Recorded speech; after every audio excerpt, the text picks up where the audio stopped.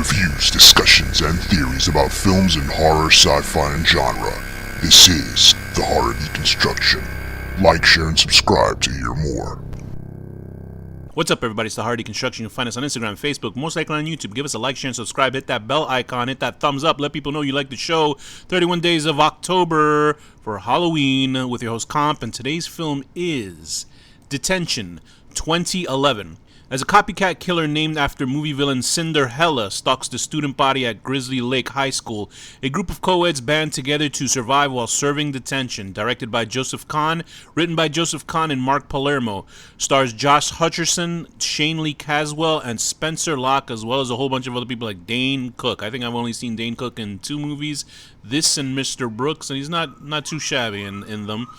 But, you know, he's one of those comedians that people just disliked for whatever reasons.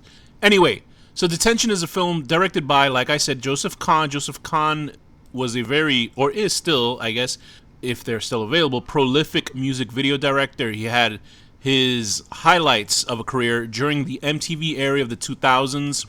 I think his most known film is called Torque, which was a sort of answer to the Fast and Furious, but with motorbikes, or motorcycles, or whatever the hell you want to call them. So that was his thing. And his style very much drags into this type of film. Detention is a very unique type of film. It's a movie that I saw around the same time I saw Plus One, which is a science fiction / psychological thriller movie. And this also has that sort of weird, wacky type of genre mashing, which is slasher, high school movie, and science fiction, which time travel. So just from the forefront, or just from going into it, you can tell that it is a very stylized film because Joseph Kahn, you can perfect your art of cinematography and stuff like that if you make really good music videos. I'm trying to remember which music videos Joseph Kahn is probably famous for. He is known for doing a lot of music videos for Taylor Swift and One Republic and Shakira, Britney Spears, a lot of just any people that you can understand that were big in the 2000s. He's probably did music videos for them. Janet Jackson, Ciara, all these people. Blink-182. You could just name anybody, and they've most likely been directed by him. So, this film, it is a movie that either you can really enjoy or you're going to get annoyed by the 2000s or late 90s tropes, because it is very much when MTV was the heyday or the thing in its time, when during the early 2000s, when MTV was basically what everyone worshipped and everyone loved and everyone tried to emulate, and this is where culture got its exposure, and culture was basically navigated by MTV and the videos they played, and that sort of ADHD influenced type of editing and just counterculture references and schmarmy kind of comedy and stuff like that. That's what this movie has. He has put his full force of MTV powers. This is an MTV film if they had a budget and it was actually entertaining to a point. So if you are totally like turned off by, let's say, Daria, you know Daria from Beavis and Butthead, like that type of character in this type of film, then you have her.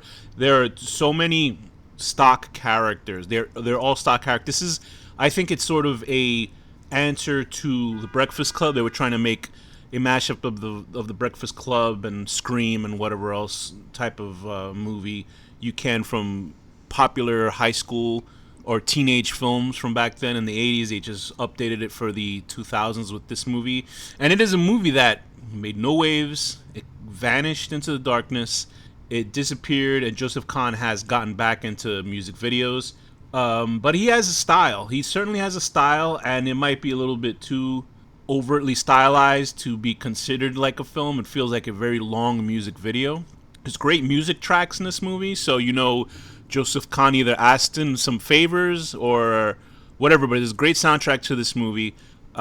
Even just the opening credits, like one of the longest opening credits I saw were Napoleon Dynamite, where they just stylized names on foods, and by God, that was the longest opening credits, and I was just like, just get it over with, just start the movie. This, at least opening credits were part of the actual scenes, and they were fluidly put into each shot, which was great, which shows you how good Joseph Kahn is with making something go fast. He's good with editing. He's good with the whole film looks really good. It's very pretty looking film. So let's just get into what the film is about itself. So there's a group of stock high school kids characters. There's Josh Hutcherson. I'm trying to think. I assume maybe this might have been after Hunger Games. I'm not sure, but he got to executive produce this, so that makes me think that he had a little push after he, or something. He was supposed to be one of the next big things, and his sort of star has just not gotten where it should have, I guess. But he plays the sort of everyman protagonist, this high school kid that wants to be in love, and he doesn't know what's going on with his life. He doesn't know what to do. Okay, so no, this is let's see how long. Hunger Games actually came out after this, so this might have been at a time. Usually, when actors are picking up work, they are starting to get lots of roles, and then they kind of shoot each film out a year after another. So this actually came out before Hunger Games. So had this film been released after Hunger Games, I think maybe it would have been received a little bit better. But going back, Josh Hutcherson is the lead character. He's sort of I don't know, milquetoast, average character that everybody's supposed to identify with. Whatever. Shanley Caswell is the Daria-esque sort of Riley Jones character who's supposed to be the very monotone, very, oh, that's not so cool kind of character.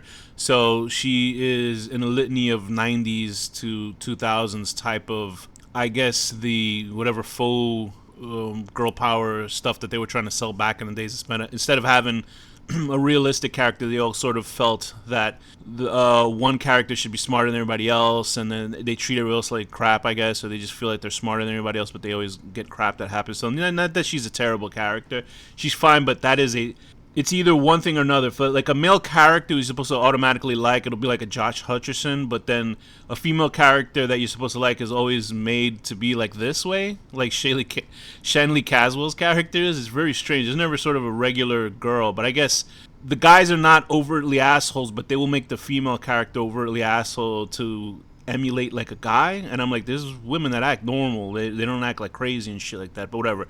There's Spencer Locke, who plays this sort of, Richie, witchy type of, well-to-do type of girl. Dane Cook as Principal Verge. There's like a bully character. So all these characters all together, they all have to serve in detention. And there's a slasher going around killing everybody. The gore in the film is not super graphic, but it is enough to be like Idle Hands, that kind of movie, which is a superior, funny horror film. And so there's a slasher element going on with this film. There's science fiction, which is like time travel, which I thought was interesting. It sucks that when a movie's like this sort of goes onto the ether, at least Joseph Kahn tried something. At least there was something interesting with what he did. At least he was trying to mash up genres and make something uniquely original. Although all the elements that he uses are stock and repetitive, and everything is old. Everything old is new with this film. I think that it didn't lose my attention at all. I think the comedy in the film is very late 90s, early 2000s, a very we're too cool for the room type of humor, which is fine if you're into that stuff. A lot of sitcoms do that nowadays anyway. So, but the thing is, I'm very particular with comedy. But I think that if you're into that sort of deadpan, morose type of humor, you'll be into this movie, because it is mostly a comedy. This movie, or it's trying to be a comedy for anybody that will laugh at it.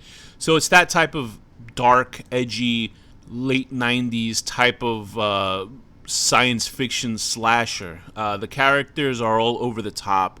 The characters are either very at 11 or they're at a 1, as in how they deal with situations. It feels smart. But the film does feel super manufactured, like it was a group of heads at an MTV thing saying, okay, this will work because the kids will like it. This will work because the music needs to fit this scene. Oh, this is how they have to dress fashion. Like, nobody here looks like a real character. They all look like they've dressed by like Hollywood fashionistas that made sure these characters definitively look like what time era they're supposed to be, because there's time jumping in the movie. Like I said, they used several different music cues from different artists, which is really cool. I think as a whole, I think it's a pretty interesting film, just for being an obscure piece of science fiction slasher type of movie, because you rarely get to see that type of stuff. Is it up there with how like I mentioned, Idle Hands? Not really, but it's such a unique experience of a movie. It's worth watching if you can get over the sort of schmarmy comedy. I think for the most part, everybody does a good job with what they're dealing with. It doesn't feel like this was a lazy movie. It just feels like it's over manufactured, if that means anything. And I don't want to super spoil the film, because it does go into kind of wacky high school elements and wacky science fiction. I like that the science fiction is like made up as you go. Especially the time machine looks pretty cool and how it works, even though it's completely like nothing like you'd seen in any science fiction film. Will you like every character? Probably not. Will you get along with the protagonists? Maybe. They have to make the movie watchable, and I think they do it just right to make this a very original experience, even though it is like borrowing from everything else. So I would give this movie a 6. It's not overly great. It's not a horrible movie.